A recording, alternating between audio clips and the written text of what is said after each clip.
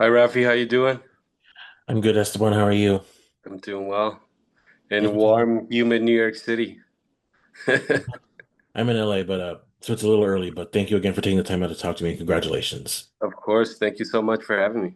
Just to start things off, I was wondering if you could go a little bit. Do you remember the first time or uh the first chance you came across the Ponyboi story and River's work, and what made you want to direct the full-length feature?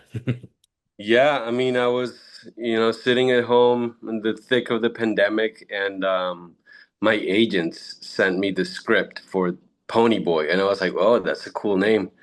And I had no context. I also received a link to the short film, but coming off of my first feature that was also based on a short film, I knew that, it's hard to capture lightning in a bottle twice.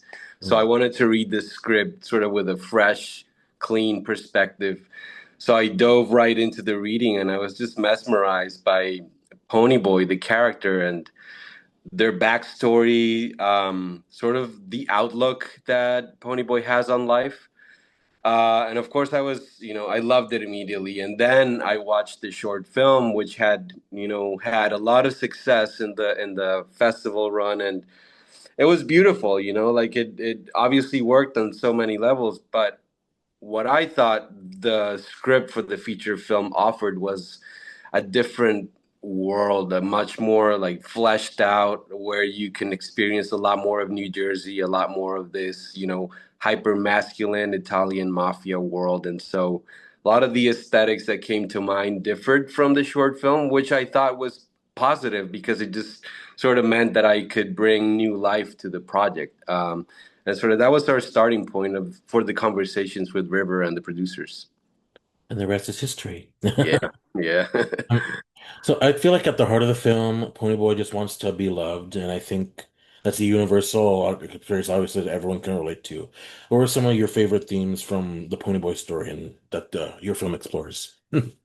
Yeah, like people always say that Ponyboy is such a hopeless romantic, but what I like to think about Ponyboy is that he is a hopeful romantic because despite all the adversity, the traumatic past, this world that constantly tries to oppress them, Ponyboy still holds on to this idea of romantic love and finding that person that would love them for who they are, and sort of like this longing to go on that journey to find it and really embody their identity that makes them who they are. So I love that, search for freedom, the forgiveness, that journey to find, the full story in order to find the wherewithal to forgive your parents.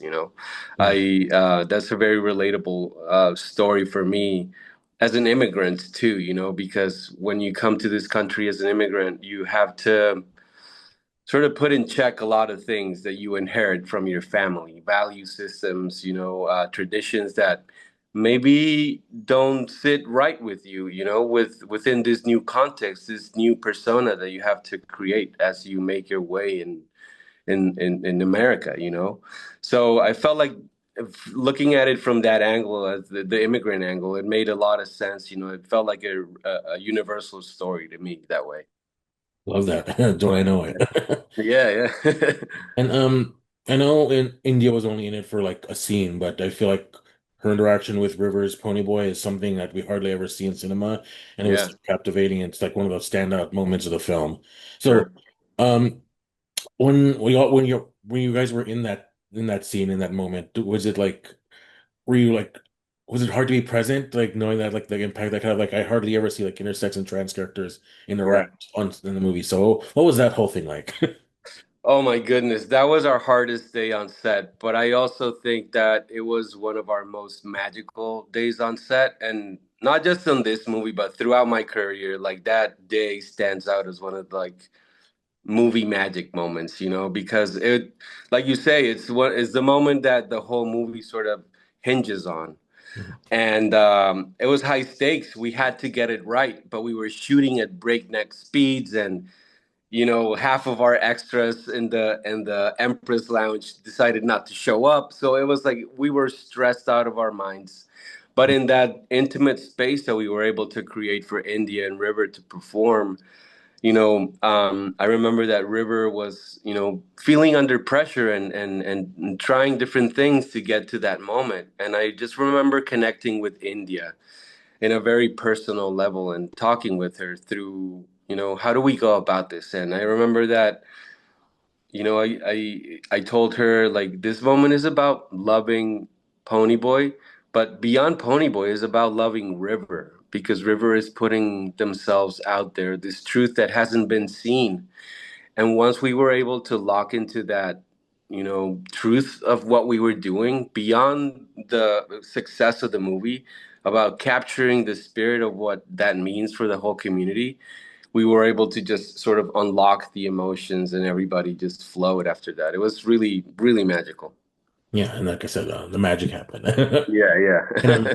besides India, there's also Marie Bartlett, who's also beloved in the queer community, but also like Yeah, Dylan and Victoria also loved by the queer community as well. So yeah. it's like bringing all these stars together, especially that the community loves, and um, working on each of their dynamics, but also just bringing together for this like ensemble, basically. Yeah, no, I mean it was a dream. A lot of wishful thinking went into my pitch deck when I, was trying to sell my vision to River and the producers. And Murray was on that deck, Victoria was on that deck. And so the fact that River knew Murray because Murray had approached them at the Tribeca Film Festival and offered, their support for whatever came down the road. And so we immediately called him, hey, we're doing the feature. Do you want to join? And Murray was like, of course.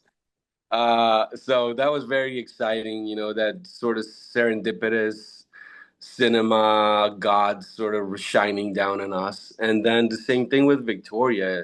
She was sharing agents with River at the moment, and so they had met each other at some function, and it was just easy to reach out to her, and she immediately signed on, believed in the project, gave it her all. And Dylan, we had a laundry list of heartthrobs that we wanted to go for. The prototype was like this person that is so magnetic, the guy you love to hate, basically, that is so attractive, so magnetic that just captures your attention. But then as you meet the character in the movie, you're like, wait, you're kind of fucked up. But just like Dylan embodied it in such a beautiful way when we first met through a Zoom call. Like we just talked about what it means for the community, and Dylan is a huge advocate, but also like on a personal level. He just started making fun of me because I was sort of hungover that day and taking all these awkward water breaks, and so we just started just commiserating, and it just like led to him saying, "Yeah, I want to join you guys for sure."